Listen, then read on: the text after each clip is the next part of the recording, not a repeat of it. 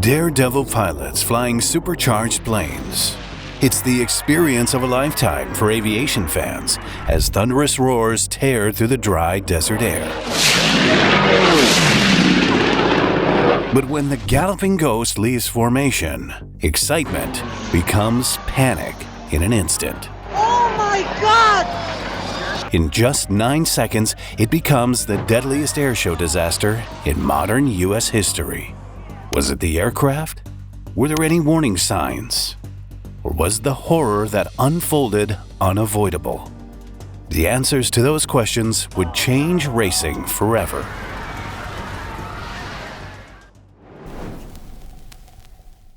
Tucked away in the Nevada desert, the Reno Air Races are a throwback to the early days of flight. Over its 8-mile circuit, pilots are free to put the hammer down and battle each other wing to wing. They also fly at a low altitude, a unique thrill that attracts thousands of fans each year. If the sport of air racing is dangerous by default, then Reno's Unlimited class takes it to the extreme. It allows pilots to fly experimental propeller planes with few restrictions on what can be changed. It has a category designed for raw power and speed. Only one group of aircraft is up to the task. Painted in vibrant colors and with flamboyant names, World War II fighters make up the bulk of entrants. The roar from the engines of these beloved aircraft is a highlight of the show, as are the legends who fly them. Jimmy Leeward is one such legend. He's a Hollywood stunt pilot and experienced aviator who started flying in middle school, and his career proved crucial to understand how the Reno disaster could happen. On top of piloting hundreds of planes, he also served as a board member for experimental aircraft and flew humanitarian missions throughout his life. So his experience in aviation went far beyond the cockpit. An important detail to remember: Jimmy was known for his adventurous spirit, and he owned a notorious racer known as the Galloping Ghost. It held several records at Reno and had been heavily modified over its lifespan. 4 years before the disaster, Jimmy set his sights on breaking the Unlimited class speed record. Although it was already a fast plane, it needed to achieve speeds above 500 miles per hour, and this meant extreme modifications. At the same time, the sport had an uncertain future. In the 40 years of Reno Air Racing, 19 pilots had died due to mechanical mishaps and mid-air collisions. The smallest error could cause a fatality, and the mainstream media questioned if the sport was worthwhile. This was on top of the fact that high costs and low public interest meant race venues were becoming few and far between. So they had a choice: make things safer, maybe less exciting, and risk the sport dying out forever, or push things to the edge and see if they could win some new fans. To achieve record-breaking speeds, Jimmy made massive changes to Galloping Ghost's design. This included shortening the wings, streamlining the plane's body, and altering its center of gravity. Jimmy also removed what he considered non-essential items to reduce weight and modified a crucial component. Known as trim tabs, they're like the power steering and cruise control of a plane. At high speed, these stabilizer flaps are critical to fly safely, and Jimmy set the right-hand trim tab at a fixed angle. Although the plane was now faster, the changes made it more unstable and difficult to control, and Jimmy had to manually compensate for the loss of the movable trim tab at all times. It also had completely different handling characteristics than he was used to, on account of its new aerodynamic profile. But there was a much bigger problem that Jimmy failed to recognize. He wasn't an engineer. As far as records tell, the modifications were made using Jimmy's intuitive calculations rather than technical simulations. If Jimmy had an engineering background, he would have known that the plane now had imbalanced aerodynamics, and its controls were too sensitive at high speed. The Galloping Ghost was also pushed too close to its performance limits and risked catastrophic loss of control or structural failure.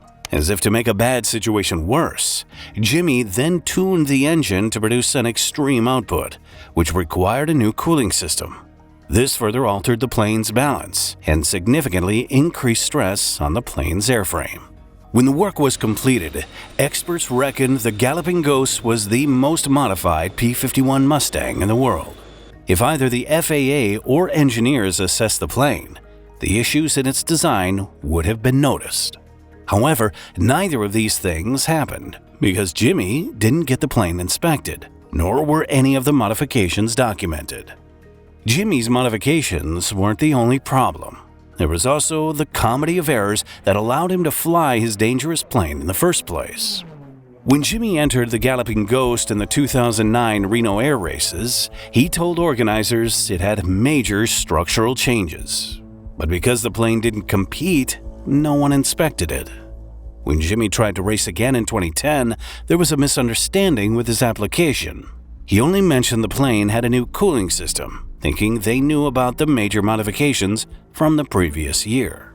However, race organizers didn't keep good records, and they had no idea the plane wasn't inspected or that it was heavily modified. And since the new cooling system was a minor change, they skipped the inspection in 2010 too.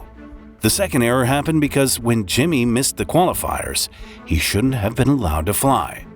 But they let him through on a loophole based on his previous performance on the track. And the mistakes didn't end there. Jimmy only reported the new coolant system to the FAA, and this alone is a federal offense. He could have lost his license or even been in prison for fraud. Yet Jimmy got away with it because the FAA didn't inspect the plane when they should have. He broke other regulations too.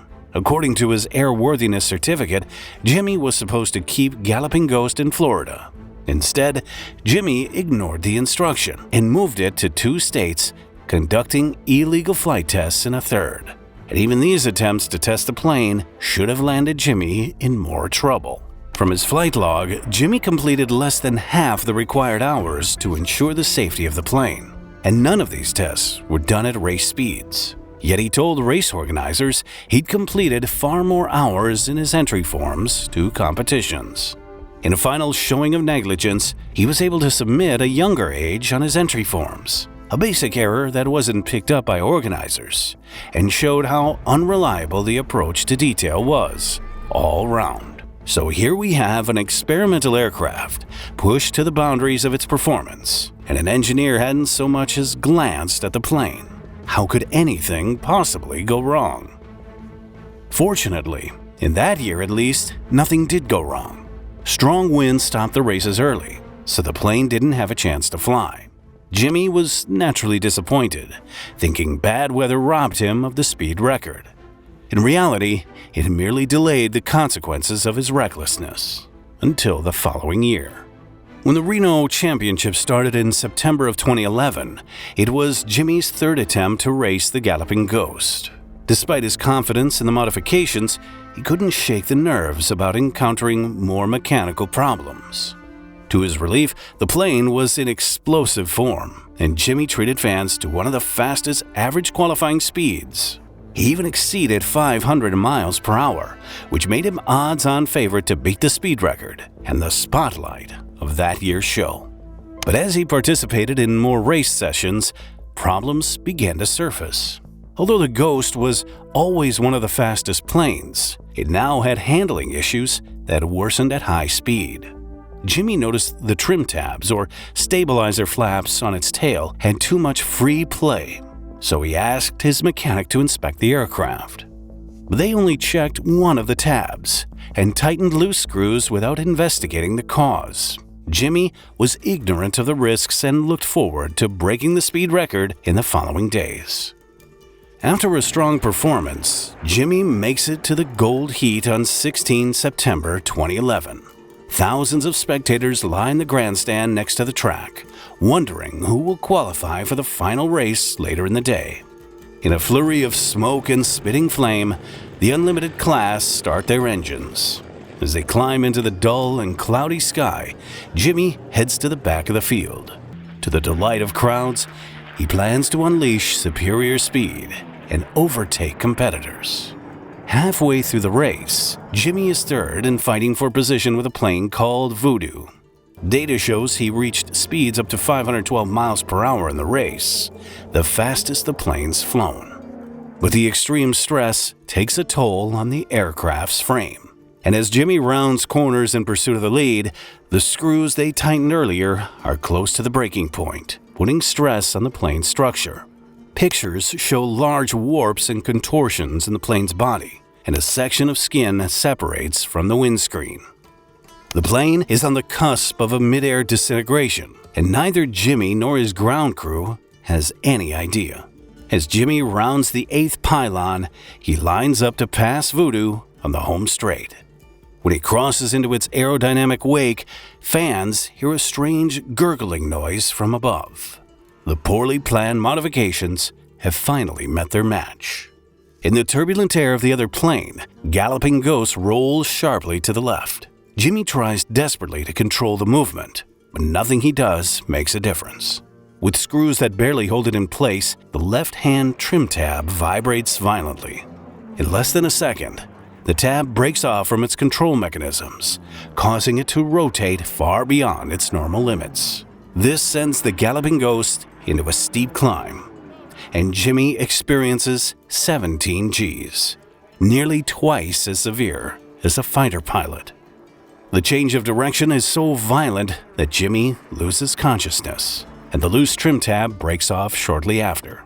With the plane flying at full throttle, the missing tab causes it to fly upside down. It completes a loop in the air that alters its course and sends the plane toward the crowds. Seconds later, it dives aggressively and collides into a VIP seating box.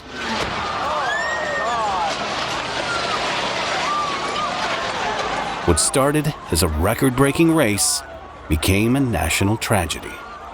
The Galloping Ghost struck the ground at over 500 miles per hour and disintegrated on impact.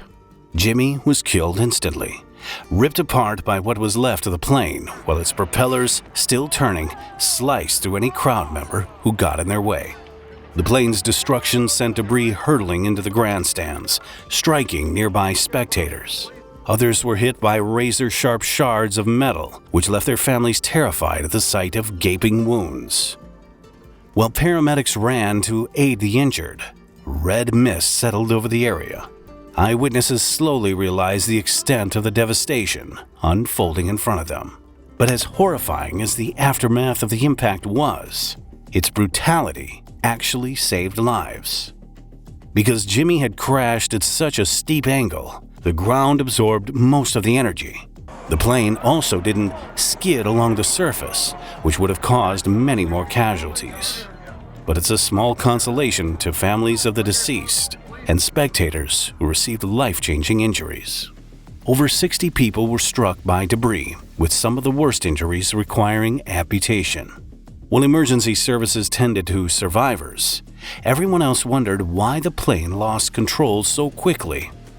In an extraordinary coincidence, the perfect people to answer that question were sitting in the crowd. NTSB investigators were present at Reno, ironically, to promote safety in the industry. It was potentially the only time in the Bureau's history that staff were first-hand witnesses to an accident. They immediately examined the wreckage of the crash, looking for anything that explained the loss of control, but most of the plane was unrecognizable. So with the help of photos and videos taken by fans, they realized that a trim tab had fallen off, and this alerted them to the other signs of structural weakness. The tab was found by the circuit's 9th pylon, along with parts that secured it to the plane, and this is when investigators made an astonishing discovery.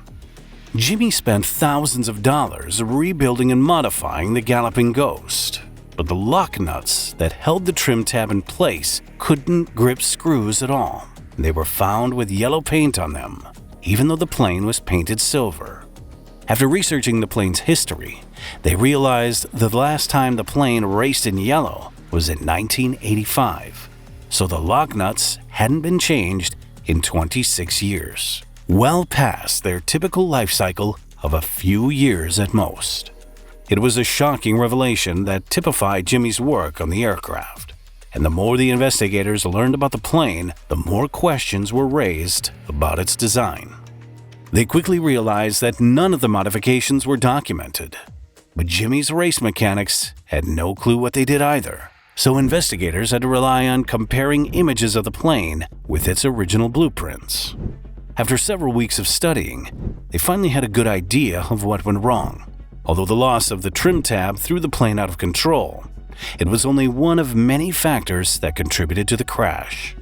These included poor maintenance and a cocktail of design flaws that disrupted aerodynamics. Investigators also added that Jimmy could have avoided the accident by consulting an engineer and replacing the lock nuts. If Jimmy hadn't tampered with the right stabilizer, the plane wouldn't have climbed so steeply or turned so sharply. This would have reduced the strain on the left trim tab, preventing it from breaking off. In this scenario, the controls wouldn't have pulled up so violently, and Jimmy wouldn't have lost consciousness, meaning the disaster could have been avoided. The reality is, Jimmy made modifications he wasn't qualified to make, and 11 people lost their lives, with 69 injured as a result.